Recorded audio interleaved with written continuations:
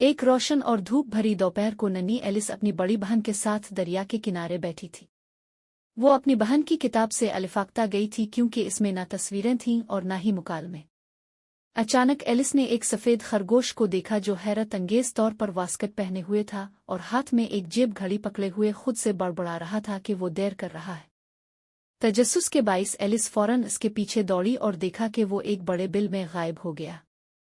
बिला झिझक वो भी उसके पीछे बिल में घुस गई और खुद को एक लंबी और अजीब सुरंग में गिरते हुए पाया। गिरते हुए इसने अलमारियां, किताबों की शेल्फ और अजीब व गरीब तस्वीरें देखें जो केलों पर लटक रही थीं। नर्म जमीन पर आतरती ही वो एक अनोखी राहदारी में पहुंची जिसके दोनों तरफ दरवाजे थे। खरगोश तो गायब हो गया था मगर एलिस को एक शीशे की मेज मिली जिस पर एक नन्ही सुनहरी चाबी रखी थी। इससे पता चला कि ये चाबी एक छोटे दरवाजे को खोलती है जो एक हुसैन बाग की तरफ जाता था, मगर वो खुद इसमें से गुजरने के लिए बहुत बड़ी थी।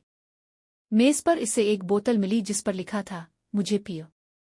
एलिस झिझकी मगर खुशबू बहुत दिलकश थी और लेबल खास इसके नाम से था, इसलिए इसने पी लिया। फौरन ही वो सुकड़ कर नंगी सी हो गई और दरवाजे में घुसने के काबिल बन गई। लेकिन अफसोस, चाबी वो मेज पर ही छोड़ आई थी जो अब इसकी पहुंच से बाहर थी। इसकी नज़र मेज के नीचे एक डब्बे पर पड़ी जिसमें एक केक था जिस पर लिखा था, मुझे खाओ।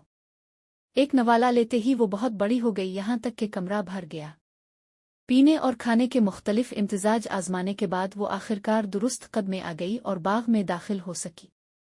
वहाँ इसने वंडरलैंड की अजीब व गरीब दुनिया का सामना किया। बाग में एलिस की मुलाकात एक मुस्कुराते हुए बली चीशायर कैट से हुई जो कभी अपना सर गायब कर देता और कभी जिस्म, और एलिस को बेमानी मशवरे देता रहा। फिर वो दीवाने टोपी वाले की ना खत्म होने वाली चाय पार्टी में जा पहुंची जहां कोई सुकून से बैठ ही नहीं सकता था। एलिस की मुलाकात कवियन ऑफ हार्ट्स उसे भी हुई जो अपने गैर मुतवक्के गुस्से और बार बार किनारे इसका सर आड़ा दो के लिए मशहूर थी। गुस्से के बावजूद एलिस ने इसके साथ क्रिकेट खेला जहां मालट के तौर पर जीते जागते फलामंगू और गेंद के तौर पर कांटेदार झिंगर हेजहाग इस्तेमाल किए जा रहे थे। एक अनोखे अदालत के मंजर में एलिस ने झूठे इल्जामात के खिलाफ बहादुरी से आवाज बुलंद की। आहिस्ता आहिस्ता सारी बेतक दुनिया इस पर छा गई और इसे यूं महसूस हुआ जैसे वो हकीकत की तरफ वापस खींची जा रही है। अचानक वो जागी तो खुद को फिर घास पर दरिया के किनारे पाया।